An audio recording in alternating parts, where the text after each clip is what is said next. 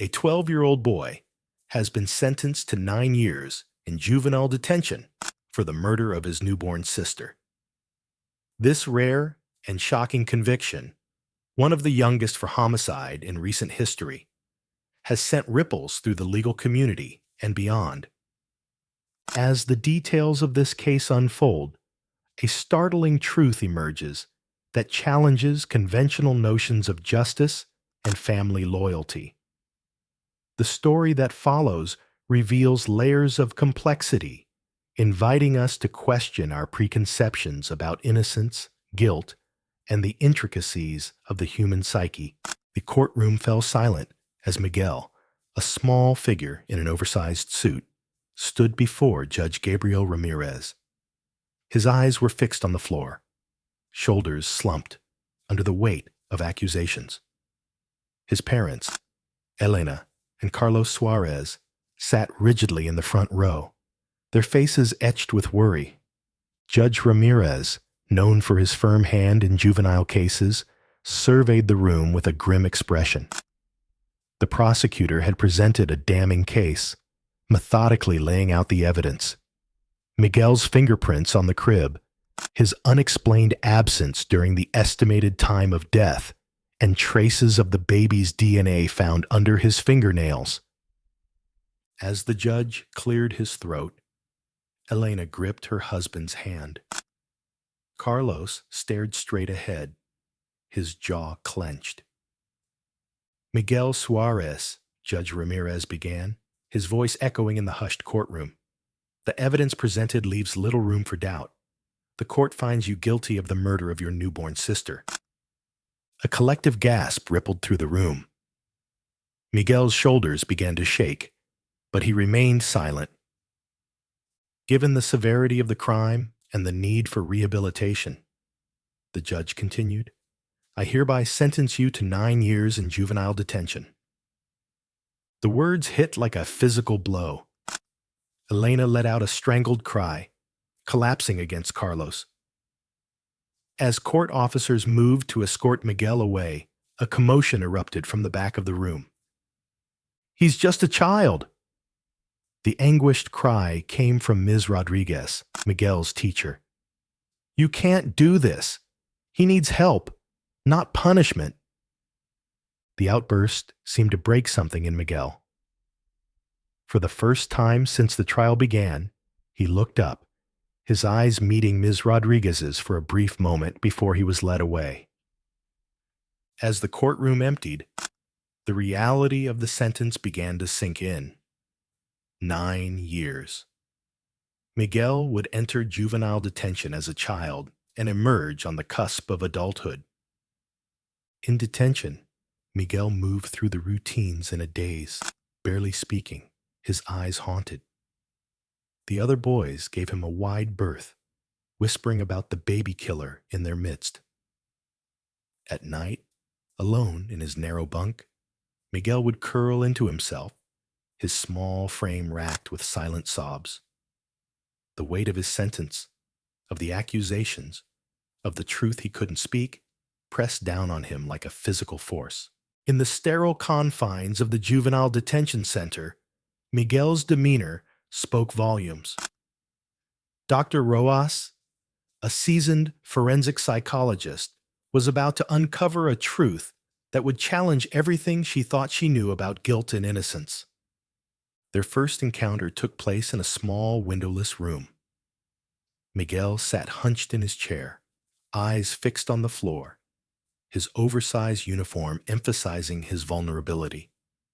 Despite Dr. Roas's gentle introduction, the boy remained unresponsive, his silence a fortress around him. As weeks passed, Dr. Roas observed Miguel's behavior with growing concern. He rarely engaged with others, keeping to himself during meals and recreation time.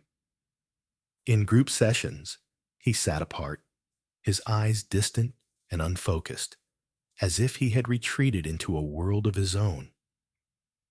It was during individual art therapy sessions that Dr. Roas noticed something peculiar.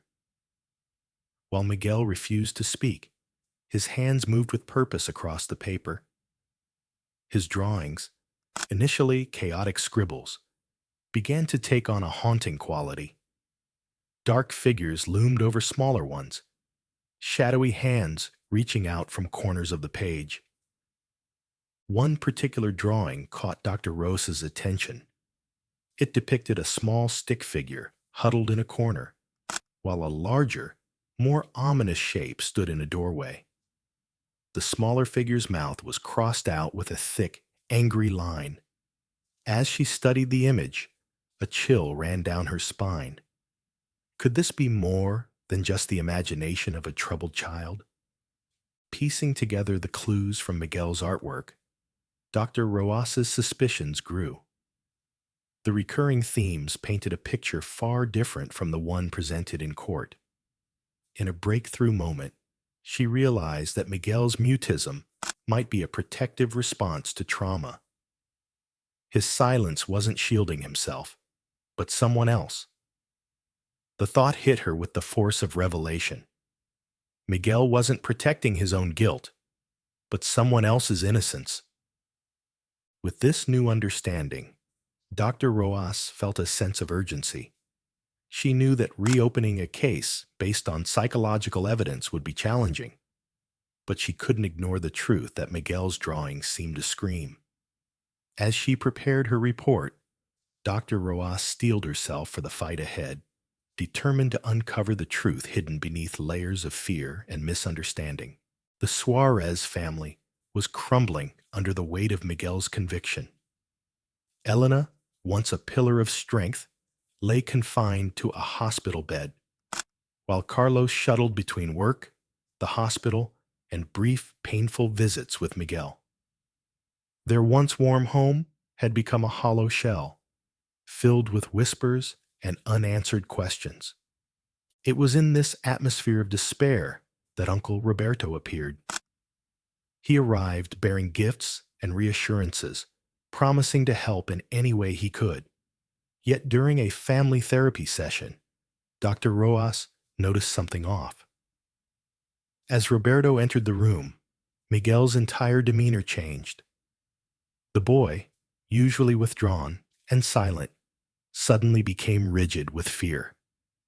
His eyes, wide and panicked, darted between Roberto and the exit. It was a reaction so visceral that Dr. Roas couldn't ignore it. Intrigued and concerned, Dr. Roas began to investigate. She arranged interviews with Roberto, carefully probing his relationship with the family and his whereabouts on the night of the tragedy. At first, Roberto's responses seemed genuine and heartfelt. Yet as the conversations progressed, inconsistencies began to emerge. Roberto's timeline for the night in question didn't quite add up. His descriptions of his relationship with Miguel seemed at odds with the boy's reactions. Dr. Roas felt she was on the verge of a breakthrough. In their next session, she gently pressed Miguel about his uncle.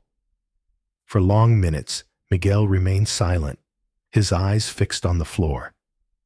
Then, in a voice barely above a whisper, he uttered the words that would change everything. I was protecting her. The dam broke. In halting sentences, Miguel revealed the truth he'd been carrying for so long. He hadn't harmed his sister. He'd been trying to save her from Roberto. The night of Ana Maria's death, Miguel had walked in on a scene of unimaginable horror. Frozen by fear and confusion, he'd been unable to stop what happened next. As Miguel's story unfolded, Dr. Roas felt a mix of vindication and horror. She had uncovered the truth, but at what cost? The revelation about Roberto would shatter the Suarez family anew, even as it exonerated Miguel. As she prepared to present her findings to the court, Dr. Roas knew that the path ahead would be fraught with challenges. But for Miguel's sake, and for the sake of justice, she was ready to face whatever came next. The courtroom fell silent as Dr. Roas approached the stand, her findings weighing heavily in her hands. She took a deep breath and began presenting her evidence, focusing on the most critical elements that would illuminate the truth. Dr. Roas carefully laid out Miguel's drawings and writings from their therapy sessions. These drawings, she explained, suggest that Miguel was not the perpetrator, but a witness to the crime. She presented Miguel's writings, which had evolved from expressions of guilt about not being able to stop the incident to identifying a specific him that he could not stop. As Dr. Roas continued her testimony, the courtroom doors suddenly swung open. Roberto Morales, Miguel's uncle, strode in confidently. Miguel, who had been sitting quietly, went rigid with fear, his eyes darting between his uncle and the exit. Judge Ramirez, noticing Miguel's reaction, called for a brief recess. During this time, Miguel's lawyer approached him, speaking in hushed tones. After a moment of hesitation, Miguel nodded, his face a mixture of terror and determination. When the court reconvened, Miguel took the stand. His voice strengthened as he recounted the events of that fateful night, describing how he had walked in on his uncle in his sister's room, frozen with fear and confusion. As Miguel's testimony unfolded, the full extent of Roberto's crimes began to come to light. There were hints of a pattern of abuse that stretched back years, possibly involving other children. The courtroom absorbed the weight of these revelations in stunned silence. Judge Ramirez, his face grave, leaned forward in his chair. "This might be bigger than we thought," he said, his voice carrying clearly through the hushed courtroom. The implications of his words were clear. This case had expanded far beyond Miguel and his sister. As the hearing concluded, Roberto was taken into custody, Miguel was reunited with his parents, and Dr. Roas found herself at the center of a media storm. Amidst the chaos, one thing was clear. The truth had finally emerged, and the long process of healing and justice could begin. The Suarez family faced a daunting challenge: rebuilding a life shattered by secrets and lies. Their journey would test the limits of healing and forgiveness. In the aftermath of Miguel's exoneration, Judge Ramirez gathered fellow judges and children's law experts to prevent similar cases. They discussed reforms to the juvenile justice system, focusing on psychological evaluations and rehabilitation. The Suarez family began their own path to recovery. Elena and Carlos grappled with guilt and anger over Roberto's betrayal, while Miguel slowly began to open up. Detective Gonzalez kept them informed of the ongoing investigation, revealing the existence of a broader criminal network connected to Roberto. Miguel's journey was particularly challenging. He struggled with lingering guilt over his inability to protect his sister. Therapy sessions helped him understand that he was not responsible for Roberto's actions and that speaking out was crucial for his own healing and the safety of others. As weeks passed, Miguel's progress became evident. He engaged more in family discussions and even started to smile again. Family therapy sessions evolved into a space for honest communication and shared healing. During one emotional session, Miguel expressed a desire to help other children who were afraid to tell their truth, marking a turning point in his recovery. Miguel's story began to spread, inspiring other children to come forward with their own experiences of abuse and neglect. His courage sparked a movement that would reshape the juvenile justice system, transforming it into a more compassionate and trauma-informed institution. The Suarez family's journey was far from over, but they grew stronger together with each passing day. Miguel's case had not only transformed their lives, but had also set in motion changes that would protect countless other vulnerable children in the future. Miguel's case challenged long-held assumptions about juvenile offenders, sparking a nationwide conversation on child advocacy. It highlighted the need for thorough psychological evaluations and trauma-informed approaches in juvenile proceedings. Dr. Roas's words, "You were a child facing something terrible. You did the best you could to protect your family. The only person guilty is Roberto," became a powerful message emphasizing the vulnerability of children and the importance of protecting them from abuse. In response, new child protection initiatives emerged. Teacher Carmen implemented a program on personal safety and the importance of speaking up, aiming to empower children and create safe spaces for them to share experiences. Miguel's journey serves as a reminder of the profound impact one child's story can have.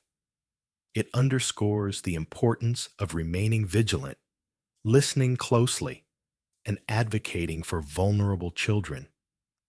By supporting local organizations focused on child protection and mental health services, we can ensure that no child's voice goes unheard and work towards a future where every child feels safe and protected.